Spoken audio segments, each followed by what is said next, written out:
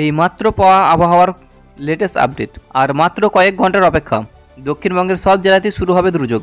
তো কোন কোন জেলায় ঝেঁপে বৃষ্টির পূর্বাভাস দিল আবহাওয়া দপ্তর, বিস্তারিত জানতে বন্ধুরা ভিডিওটি সম্পূর্ণ দেখবেন এবং ভালো লাগলে একটা লাইক এবং সাবস্ক্রাইব করে পাশে থাকা বেল আইকনটি প্রেস করবেন এমনই লেটেস্ট ভিডিও সবার আগে পাওয়ার জন্য।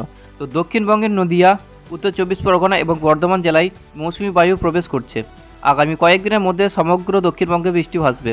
কলকাতার তাপমাত্রা কমেছে 29 ডিগ্রি সেলসিয়াস নেমেছে। হাওয়া অফিসের পূর্বাভাস অনুযায়ী দক্ষিণবঙ্গের 3 জেলায় ইতিমধ্যেই পা রাখছে মৌসুমি বায়ু। জেলাগুলি হলো নদিয়া, উত্তর চব্বিশ পরগনা আর বর্ধমান। অস্বস্তিকর দিন শেষ, দক্ষিণবঙ্গে ঢুকলো বর্ষা। আর কয়েকদিনের মধ্যে দক্ষিণবঙ্গের সব জেলায় ভাসবে বৃষ্টিতে।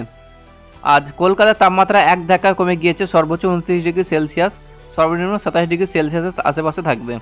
হাওয়া অফিসের পূর্বাভাস অনুযায়ী আজ থেকে বুধবারের মধ্যে দক্ষিণবঙ্গের সব জেলাতে বর্ষা ঢুকে যাবে, অর্থাৎ বুধবার সব জেলাতে বর্ষা শুরু হবে।